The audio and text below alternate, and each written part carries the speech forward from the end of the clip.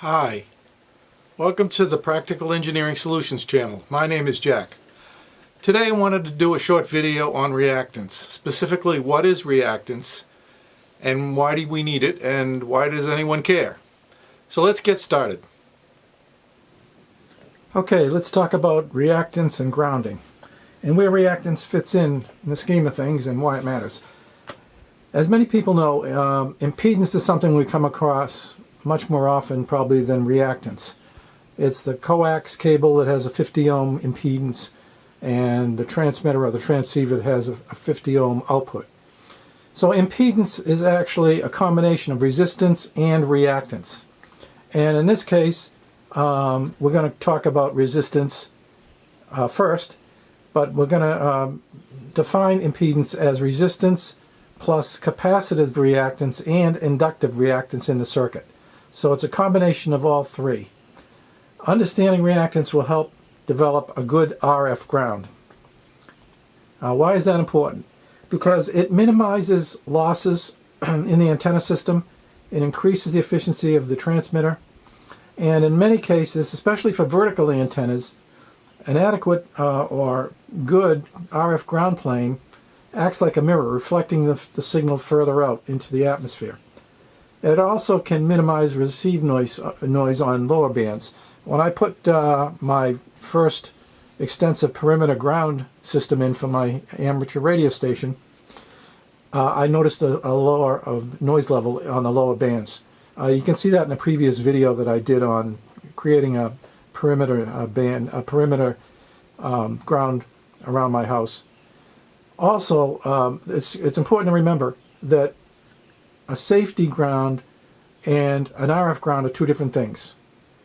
The RF ground can't replace a safety ground, and the safety ground can't replace a RF ground.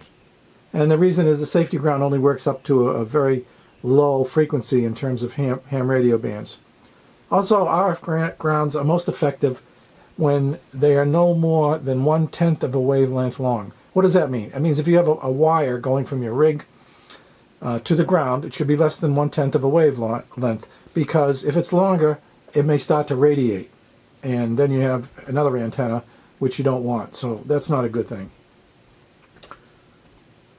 Okay, let's start off with resistance, and then we're going to move into reactance.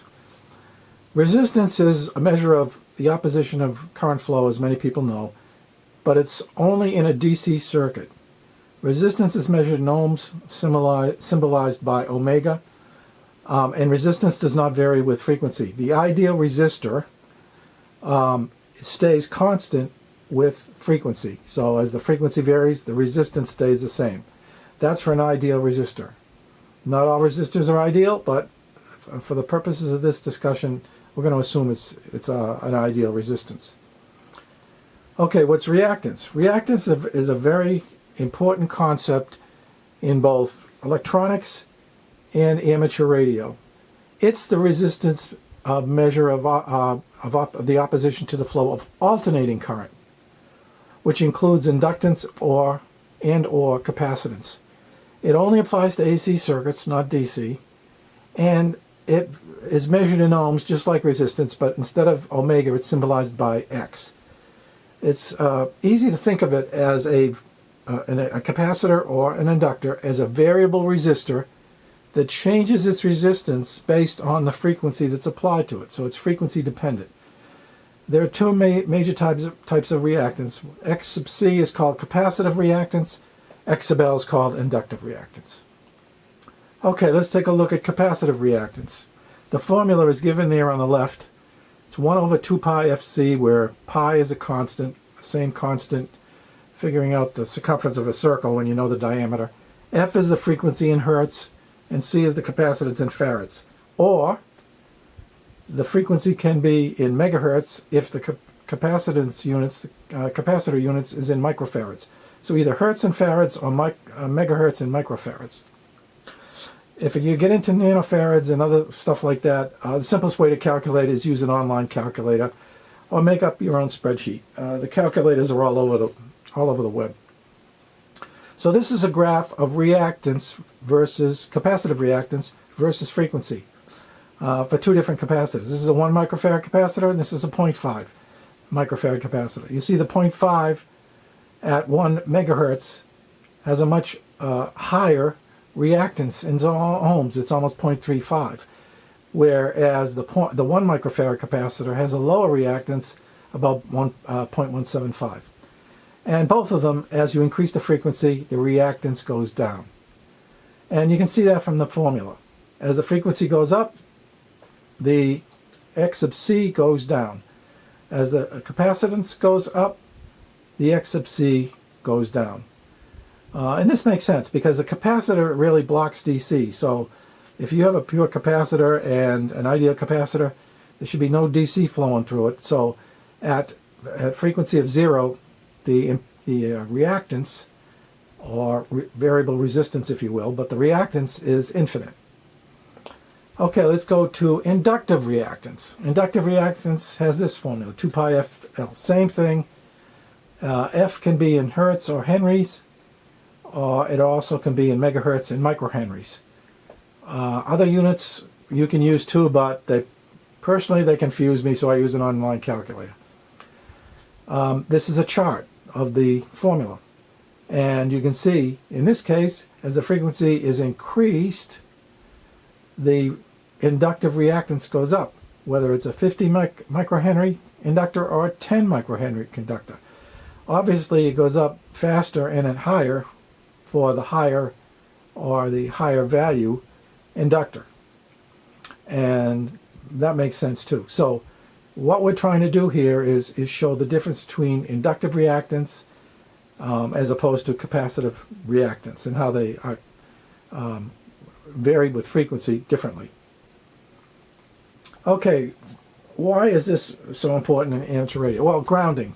There are many ways that we need to ground an amateur radio station. The most common are using wires, large wires, a solid strap or braided strap, and they're, for the most part, the most cost-effective ways of doing it. And as I said before, we want the capacitive reactance to be large. So we want it to be very large, so it's not interfering with the ability to ground the equipment. And we want X sub L to be low for the same reason. We want a low inductive reactance to ground. And we want a large capacitance reactance from the ground to other objects. Okay, here's an example of capacitance reactance. If you have a Cat 5 or Cat 6 twisted pair, which you use for connecting to the internet, the actual capacitance is about 0.0056 microfarads per meter. Meter length of cable. The capacitance reactance is 28 ohms at 1 megahertz and 2.8 ohms at 10 megahertz. So in practice, or in a single conducting wire in free space has very low, almost zero capacitance, although it may have a very slight capacitance due if it's nearby wires or to a ground or a ground plane. Inductive reactance, an example of a 12-inch long number 6 wire. Number 6 wires is the minimum diameter you should use. And that has an inductance of 302 nanohenries. Or an inductive reactance of 1.9 ohms at 1 megahertz and 19 ohms at 10 megahertz. And this is the link to a calculator. It's called self-inductance. All right, let's compare that with a strap. A 2-inch wide, 12-inch long copper strap that's about 22 thousandths thick has an inductance of about 185 nanohenries. So let's see how that compares. We want to ground some equipment, and the assumptions made here is that the most practical way of grounding is either a wire or a strap connected from the radio equipment to the ground.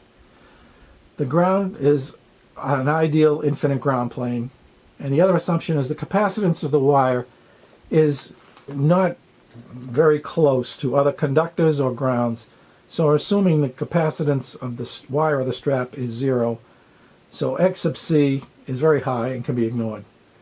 So that leaves the inductive capacitance, inductive reactance. AWG6, a number 6 wire, has 302 nanohenries, which means the inductive reactance at 1 megahertz is 1.9 ohms, 10 megahertz, 19 ohms, and at 100 megahertz, 190 ohms. We're trying to keep this as small as possible, the inductive reactance. So if we increase the wire size to number 4 wire, we do come down somewhat, 288 nanohenries. The inductive reactance is 1.8 at 1 megahertz versus 18.1 at 10 and 181 at 100. Not a big change in going from a number 6 wire to a number 4, as you would think. And by the way, this is stranded wire, which is what should be used as opposed to solid wire. A copper strap has 185 nanohenries of inductance if it's 12 inches long and 2 inches wide. And you can see here that the inductive reactance is significantly smaller. Now, if you go to a copper strap that's only 9 inches long and 3 inches wide, based on the typical recommendation that the length to width ratio should be 3 to 1, then it really drops quite a bit. 0.68, 6.8, and 68. You can also use a braided ground strap, but it's recommended to use that indoors because outside, over time, the braided ground straps will get corroded. So if you're trying to ground something outside, maybe to a tower or something, it's better to use a pure copper strap. Okay, so what's the summary of all this? What does all this mean? Grounding of equipment, especially ham radio equipment with high frequency noise sources, requires low inductance ground leads. Low inductance means low inductive reactance. There are two common ways to do that: ground wire and ground strap. The lead length of the ground wire or the strap increases the inductance and should be kept to a minimum. Increasing the diameter of a round ground wire, as we saw, does not significantly reduce the inductance, although it does a little bit. Ground wire is good for safety grounds and power frequency applications, but flat ground straps are the best at higher frequencies. You can use either one. The ground straps are better at higher frequencies, obviously. As we saw, the inductance of flat ground strap decreases as length to width ratio is decreased, and that's recommended to be 3 to 1. You can use multiple ground straps at each corner or multiple wires to lower the inductance. The inductors in parallel will lower the inductance, which will lower the inductive reactance. So you want as low an inductance and inductive reactance from your equipment to the ground. Okay, finally, I put a bunch of links in the notes below the video, which talks about the calculators that I mentioned and our online calculators. And also there's an excellent article here by an amateur radio operator, which I recommend reading. It talks about grounds and RF grounds in particular. And that's online too. So, thanks for watching. If you like this, please remember to subscribe and like, and I'll see you in the next video.